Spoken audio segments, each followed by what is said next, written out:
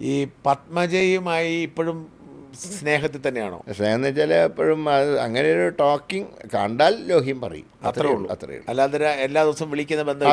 അതൊന്നുമില്ല. പിന്നെ ആശുപത്രിയിൽ കടന്നപ്പോൾ വിളിച്ചിരുന്നു.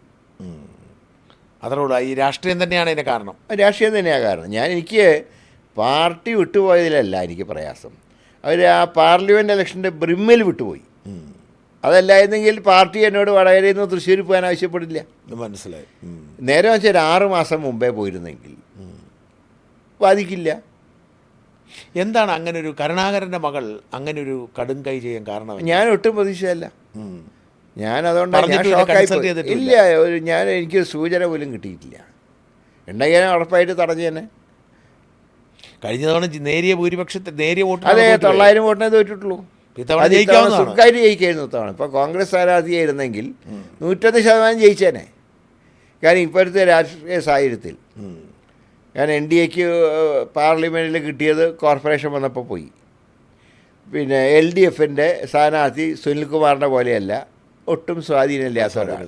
അങ്ങനെ വന്നാൽ സുഖമായിട്ട് ജയിക്കായിരുന്നു. ഈ തെരഞ്ഞെടുപ്പ് സമയത്ത് വിളിച്ചിട്ടില്ല? വിളിച്ചിട്ടില്ല. ഞാൻ ഈ ഇലക്ഷൻ പ്രഖ്യാപിച്ച ദിവസം ഞാൻ തൃശ്ശൂരുണ്ടായിരുന്നു. ഗുരുവായൂർ മലയാളമാസം 1-ാം തീയതി തൊഴുകാൻ പോയിരുന്നു. അത് കഴിഞ്ഞ് ഗുരുവായൂർ പോകാറുണ്ട്. അച്ഛനെ പോലെ തന്നെ.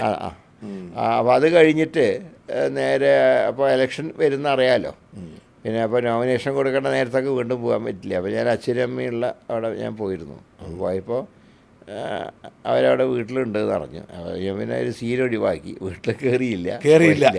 പുഷ്പാർച്ചന നടത്തി മടങ്ങി പോകുന്നു. അങ്ങോട്ട് വന്ന് കണ്ടുമില്ല? ഇല്ല. അത് 2 കൂട്ടർക്കും അതുകൊണ്ട് ദോഷം ഉണ്ടാവുള്ളൂ. അതുകൊണ്ട് വന്നു പോയില്ല. രാഷ്ട്രീയത്തിൻ്റെ ഒരു അവസ്ഥ അതാ. പിന്നെ തീർച്ചയായും അനിയത്തി പോയപ്പോൾ വിഷമം വന്നില്ലേ? വിഷമമുണ്ടായിരുന്നു. കാരണം ഈ നല്ലൊരു ഭാവിയുള്ള ചാൻസ് കൊണ്ട് കളഞ്ഞു എന്നുള്ളൊരു ഫീലിംഗ് ഉണ്ടായിരുന്നു. കാരണം ഞാൻ പറഞ്ഞ ഇത്തവണ കോൺഗ്രസ് ആണെങ്കിൽ ഉറപ്പായിട്ട് ആ സീറ്റ് ജയിച്ചേനെ. ആര് തോൽപ്പിക്കാൻ വിചാരിച്ചാലും നടക്കില്ലായിരുന്നു. അച്ഛൻ ഉണ്ടായിരുന്നെങ്കിൽ അത് അംഗീകരിക്കത്തില്ലായിരുന്നു. അച്ഛനുണ്ടായിരുന്നെങ്കിൽ ഒരിക്കലും അങ്ങനെ പാർട്ടി വിടാൻ സമ്മതിക്കില്ലായിരുന്നു, എനിക്ക് ഉറപ്പാണ്. കാരണം ഞങ്ങൾ DIC ഒക്കെ ഉണ്ടാക്കിയ സമയത്തുള്ള അന്നത്തെ അച്ഛൻ്റെ മാനസികാവസ്ഥ എനിക്കറിയാം. അച്ഛനന്ന് സത്യം പറഞ്ഞാൽ ബ്രേക്ക്ഫാസ്റ്റ് പോലും കഴിക്കാതെന്ന് ഞങ്ങൾ പാർട്ടി രൂപീകരിച്ച ദിവസം ഉണ്ടല്ലോ, 2025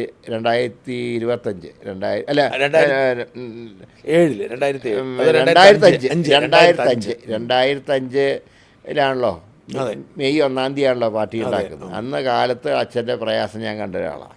അതുകൊണ്ട് എനിക്ക് ഉറപ്പാണ്, എന്തൊക്കെ തിക്താനുണ്ടെങ്കിൽ അദ്ദേഹം ഒരിക്കലും പാർട്ടി വിട്ടു പോയില്ല.